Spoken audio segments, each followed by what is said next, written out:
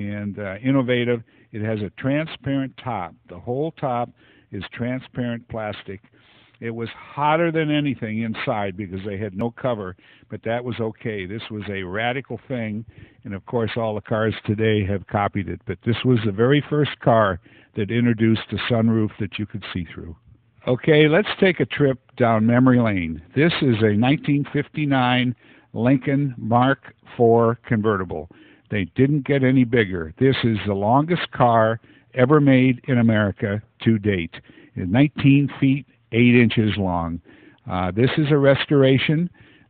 This is a car that a very good friend of mine's mother drove one exactly like this, with the red and white interior, the white body, the long sling body.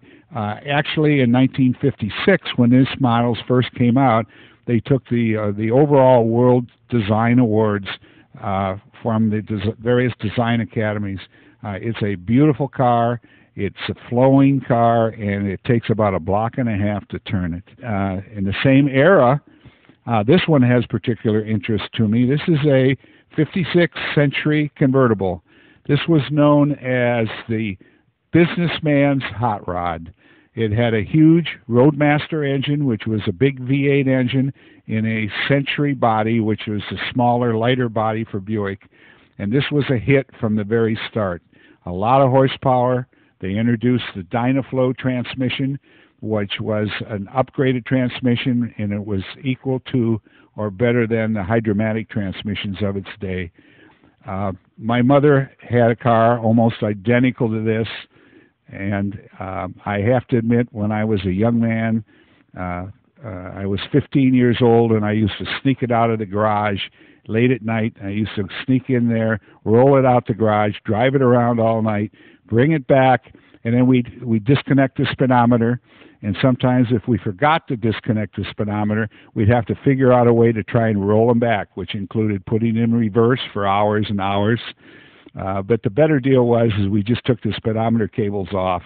And this was something that, a funny story about that. Years later, my mother told me that she knew I had taken the cars. She had never said anything to me about it, but she knew that I had taken the cars.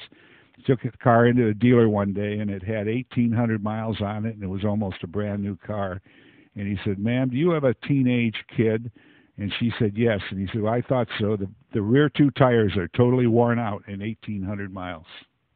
Now for the war babies and the pre-war babies, we take another trip down memory lane. This is a 57 Chevrolet Impala. This was a hot ticket in the 50s. The green was very popular, emerald green and white with the multicolor upholstery. This has a very large 348 V8 engine in it. This particular one has triple carburetors that were right from the factory.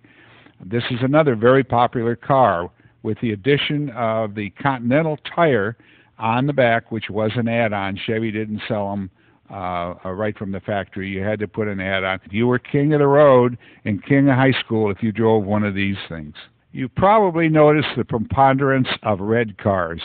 In the 50s, red was the color. It was red on red, red and white, or sometimes black interior. This particular 1957 Olds convertible, which was a Super 88. It had a radical V8 engine in it for its day. These particular cars were very noticeable in the days when you accelerated from a dead stop.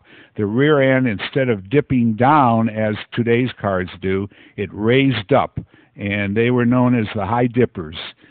This particular one has a story. Most of these cars have a story. My best friend that I grew up with had one identical to this. And we both liked the same girl. Her name was Peggy Durham in grade school. And he got the girl, and I got to ride in the car because she went with the convertible instead of me. Here's another really rare car. This is a 1954 Hudson convertible. The Hudson Motor Car Company went out of business in 1954. And this was one of 17 cars made in 1954 prior to them going out of business and being absorbed by American Motors.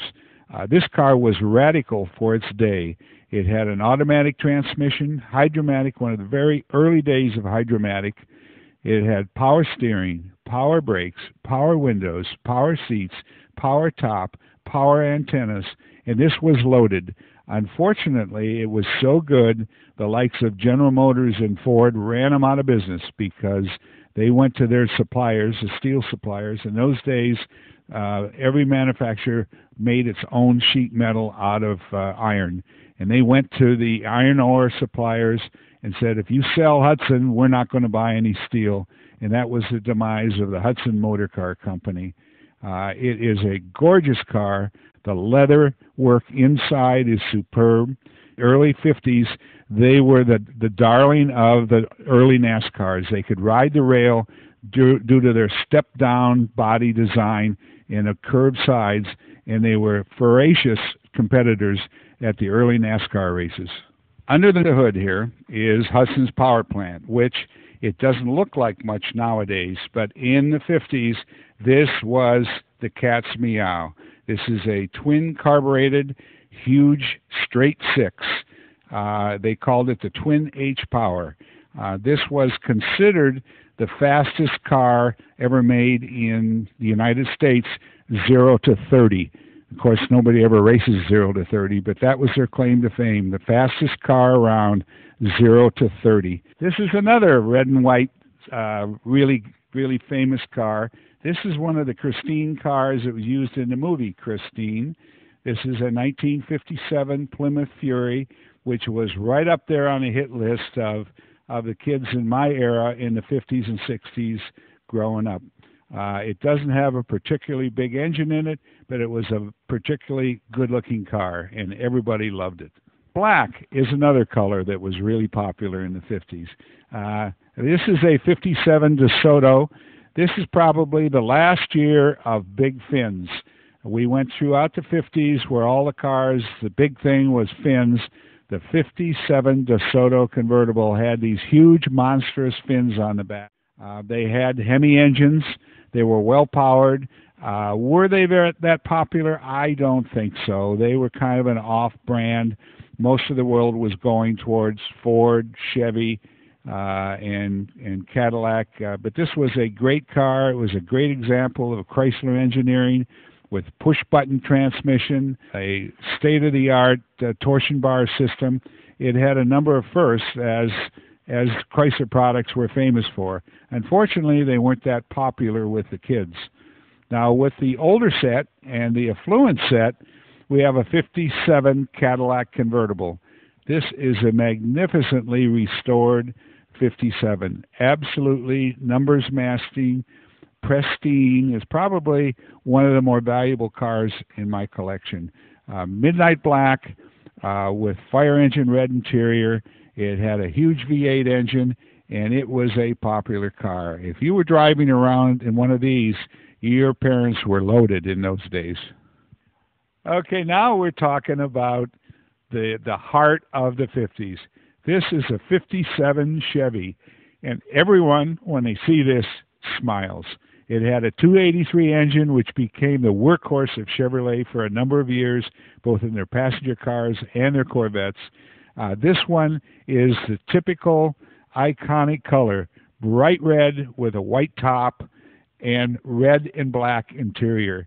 This was it in the 50s. The 57 Chevy was the car that everybody aspired to. Okay, here is a big bit of history. This car is a 1957 Continental Mark II. There were only 200 of them made, period. They were made completely by Detroit engineers in a similar operation as the Skunk Works. This was the shining jewel of the Ford Motor Car Company. It sold for $10,000, which was unheard of in the 50s. This particular one was given to the Shah of Iran by our United States State Department in 1957 as a gift. He has been pictured, there are many pictures of the Shah in this car. This was his very favorite car and was one of the few cars that escaped when the Ayatollah came in and machine gunned his entire collection when he was thrown